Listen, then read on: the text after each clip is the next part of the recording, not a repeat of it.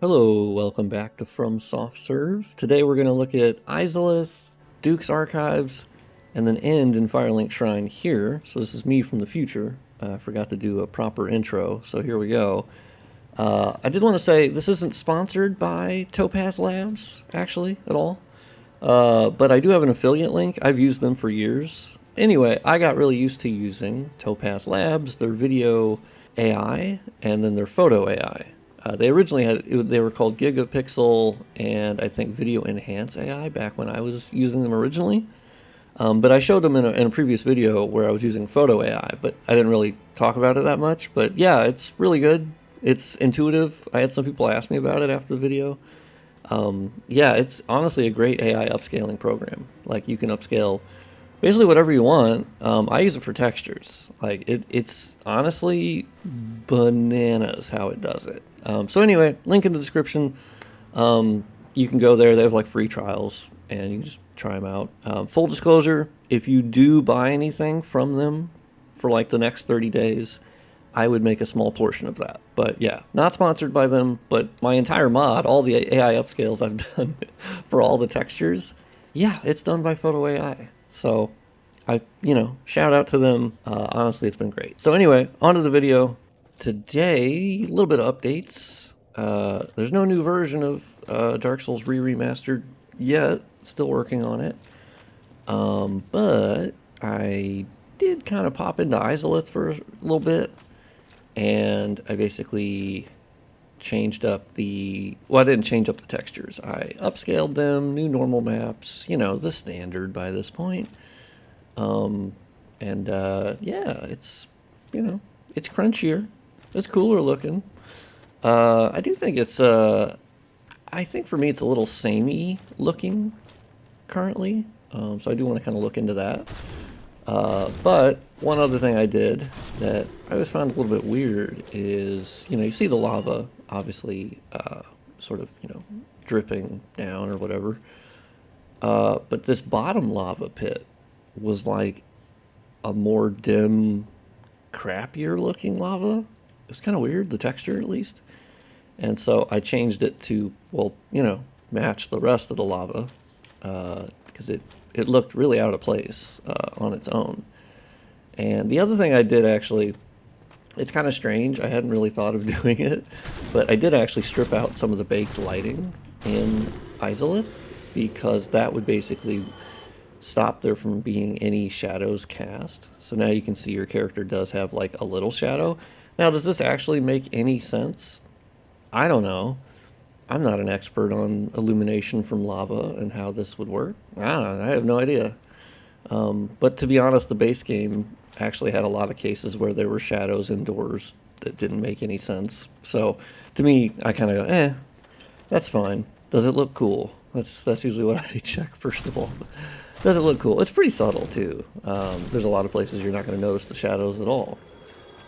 But every once in a while you kind of get a little bit brighter. Oh, what's up, dog? How's it going? And then there's one other thing in Izalith I've been sort of messing around with beyond the textures themselves, but I think it looks pretty sharp, which was my goal ultimately. Oh, what's up, Taurus Demon? How's it going? This is the first Taurus Demon's cousin Dwayne. What's up, dog? How's it going? Yeah, your aim is pretty bad, I gotta say. You gotta tune that up a little bit. I'm up in the gooch. I hope you don't mind. And you don't. Alright, you fucking flashbanged me. Oh shit. Hey, don't spit. Don't coom on me. Yeah, so, you can see, once again, sharper, cooler looking textures. I did institute the depth of field. Oh, mother fucking cock ass. I remember there being two of you guys, but alright, you know what? I got a big sword. And I'm going to swing it, so don't worry about it. And yeah, so it's kind of dark in Izalith, but I like it. Obviously it makes sense. It should be dark. But in the interiors, I made them darker. I'm sort of testing that out. Because I have a good baseline for Izalith, I feel, but I kind of want the interiors to be a little dark. And so as you can tell, when you cross over into this collision, the player lantern does illuminate I think I do need to mess with the actual like color of the player lantern here. I think it might still be set to white, and so I definitely need to tweak that and make it more, I mean, red-ish, but obviously not red matching the environment or Izalith, because that would be weird, right? You do want it to be sort of a different color, but I kind of like how dark it is. And so I imagine when you're fighting Fire Sage Demon, it's going to be pretty crazy, and just the illuminated a lot by the actual fire that the Fire Sage Demon puts off. But yeah, this is sort of your look at how the player lantern looks. Because I would like to use the player lantern in some areas, and that allows me to make areas dark. Like, I get why FromSoft used a player lantern, right? Like, for gameplay reasons, it does make sense. Like, I wish they would explain it like they did in Demon Souls. There was actually a picture that was shared on Twitter this morning of like pre-release screenshots of Dark Souls. And there's a couple of them, like one's in Sin's Fortress and the other one is in Undead Parish. And it actually looks like it still has the Demon Souls, basically crystal on your belt. And that might just be a holdover. But I always found that really interesting. That's like, okay. I would assume, yeah, that was sort of their start. Oh, what's up, dog? I know you're the big one. You're the big jumbo motherfucker. Okay, well, there you go. I already have your helm. Try sorcery. I don't do magic, sorry. But yeah, so I think it's dark, but I'm also okay with that. It is Dark Souls, and you still have a player lantern, and so my Blight Town is now darker, and I know some people in the comments have disagreed with that, but Blight Town was always dark. Am I gaslighting myself? Blight Town was always dark. Like, am I wrong in that? I've played it. It was always dark. So, I don't know. I always found that weird. I'm like, that's an odd... It's always been... It's a dark area. It is open to the sky, but, like, you know, it's pretty deep in there. So, like, it would be darker. But once again, like, I'm not interested in... I guess I've come to that where I'm like, I'm not interested in realism. Obviously, we're in Lordran, right? So, realism is less interesting to me than I think... Does it look cool? So, I am going to look at Firelink Shrine again, just because I do think it needs a little infusion of blue and green beyond just the red.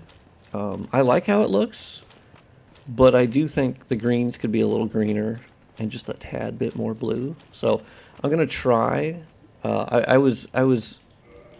I don't know, I didn't want to mess with it mostly because it was tied up very well to Undead Berg. And so I didn't want to basically harm Undead Berg in modifying, because they share a draw param. So I did want to make sure to not screw over Undead Berg. But now that I'm better at using collisions to handle the tone correcting and like tone mapping in this case, I should be able to just use the collisions and then tone map a little bit differently the way that I want. And so that way I can... Because I would like them to be still unique looking, like Undead Berg versus Firelink Shrine. Like, I do want them to be different looking. So, I'll look at that. Let's see. The other thing I was doing last night, actually, was undoing a lot of my Duke's Archives changes. Because I've just not been happy with Duke's Archives. Just in general. I don't like it. It's also a goofy-ass place to work on. It doesn't really function the way that a lot of other areas do, which is hard to explain, but like it doesn't respond to the lighting changes the way that I think that it would, oddly enough. But I put the baked lighting back in. I basically put in the original MSB file, so now you'll see that it's casting shadows on the objects, which doesn't fully make sense. It's also pretty dark and spooky, which I have to say I actually kind of like. And you have your little player lantern back as well, so I was quickly just like undoing that. I was making quick changes to like keep the baked lighting removed out here so you get the shadows from the trees, and then I had to turn on shadow casting back on the trees, and then so it's kind of more spooky. But I kind of like that. So, dude, I I'm so close to deleting that enemy. Like, that is such an unnecessary enemy up there. To shoot you from the bonfire at all times, I'm sorry, that's just stupid. That's dumb. Like, the Undead Berg, one has an archer. But, it's around a corner. He can't shoot you all the fucking time. I don't know. I put the original floor back, too. So it's not that tile that I had spread out here. I still think it looks fucking weird how the tile is so bright versus, the actual floor in here. So I'm looking at that. Weirdly, it's just absolutely not reacting to what I tell it to do. It's really weird. It's hard to explain, but I promise you, Duke's Archives, they did some shit. Because these model files are strange. There's something going on here. Also, the way that the chest is lit completely separately, I need to look at that because it should blend in a lot better than that. I know that they were probably trying to like make it clearer that that is a chest that you can get, but like, I don't know. Trust the player, all right? Let them walk in. They miss it, But I know that they were trying to make them a little bit clearer. I've noticed that in DS3 they do that a lot as well. I will say the player lantern is actually a great excuse to showing the improvements in like the texture quality, because you can really get up close and see the improvements in the surface quality. The other thing I did is I've started upscaling the armor in the game, because I was kind of like, well, okay, like there are other people who've already upscaled the armor, right? But admittedly, I really do like my method of creating new normal maps. If I was just upscaling the textures, I wouldn't care and I wouldn't do it. But I think the way that I'm able to generate new normal maps has made me want to do it to the armor as well. So the armor I'm wearing here, I hadn't mentioned until now, but I have changed I've generated new normal maps. I've, basically updated the textures themselves. But not only that, I have actually gone and for every single piece of armor, I am actually cross-referencing with the Prepare to Die edition versus remastered, pulling up the albedo texture for both, and then seeing which one I prefer, because sometimes the remastered one has changed some things and I didn't like it. So for this uses the Prepare to Die textures for the Elite Knight armor set. And then the normal maps, I basically look between Prepare to Die and Remastered, and commonly, I'd say like 70% of the time, Remastered will have better normal maps than Prepare to Die, but not always. Maybe 60%. And 40% of the time, Prepare to Die has normal maps that have more information stored in them. And so I will basically use whichever one is better and overall has more detail. And then I will infuse that into the new normal map that I am creating based on the albedo texture, or albedo, I don't know how you say that. And basically it's a hybrid between them and taking the best from both and generating more surface detail. So if you get up close to the Elite Knight armor set, like on the helm here, you'll see there's surface imperfections now. And you'll see it looks as if it's been through hell. The shoulder piece, I still need to tweak. It is very sensitive to the normal map, and so I've already tweaked it twice, but I need to do it again because I think the normal map on the shoulder plate looking thing here is a little, or the pauldron, looks a little bit too strong, so I will be messing with that. But you can see really great surface detail, even on these pouches back here. They have a natural sort of leather look, as if they've been worn a lot. And so you get a lot of extra detail by using the, they also call them the diffuse textures, or just the standard actual texture that you see in the game. But I haven't messed with the specular maps, so it's just the normal maps and that. And so beyond that, the only other set I've messed with, because it does take a little bit of time to do, was the black leather set. And so I'm biased basically by working on the sets that I really love. And so this is another case where I use the Prepare to Die textures, because Remastered, they added some weathering to the black leather set, which was fine. I think it's personally just, like, it's personal choice. So I don't think it's actually a big deal. Yeah, I need to put more green in this area. Yeah. I thought I did. Maybe that got backed out somehow. I don't know. Anyway, I'll add more green. That's what this area really needs. But yeah, so you'll see surface detail on the pauldron as well, and it looks nice and crunchy. Maybe a little bit too much. I'll look into that. But the hood, you can see also that there's nice like creases, and it's just worn, you know. It's really nice. But yeah, so now these are the prepare to die textures, but they're using the normal maps from remastered because they actually had more information than the prepare to die ones. And it's basically a hybrid approach where my aim is to get the best from both. But I'm trying to get a good look here of the leg pieces because they actually have really nice depth and surface detail to them now. Like, if anything, I think these, like, now the upgrade I've done to these sets, I think you could put them in DS3 and they'd look fine. That's kind of the goal, is can I just make them look better? Of course there are DS3 versions.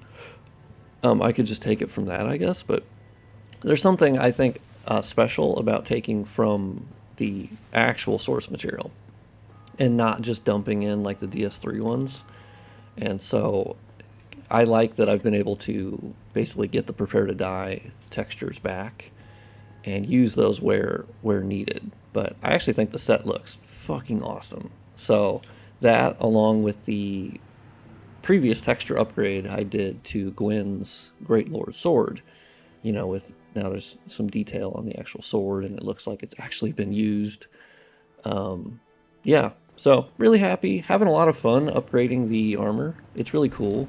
You have to do like 4 different pieces, and then there's male and female, and sometimes there's crossover between the two, just because there's different body types, so they basically had different models, and then they would size it based upon like an actual, like, it's not bone based or something, but there's something where they would size it based upon your character, so they didn't need to make a new set for every single different body type, but male female they did, because they're, you know, obviously it is different. But yeah, so super quick look, and hopefully you enjoyed some of these upgrades, or I would say updates, not necessarily upgrades fully, but updates to my mod. Whether you agree if they're an upgrade or not, well, that's a different discussion. But yeah, actually, right after I get done with this, I'm gonna jump into trying to up the green level in Firelink Shrine, because yeah, now that I'm thinking about it, it does seem a little bit low. Yeah, I gotta look at the tone correct, because yeah, it seems a little bit low. But anyway, thank you for watching, and I'll see you on the next video.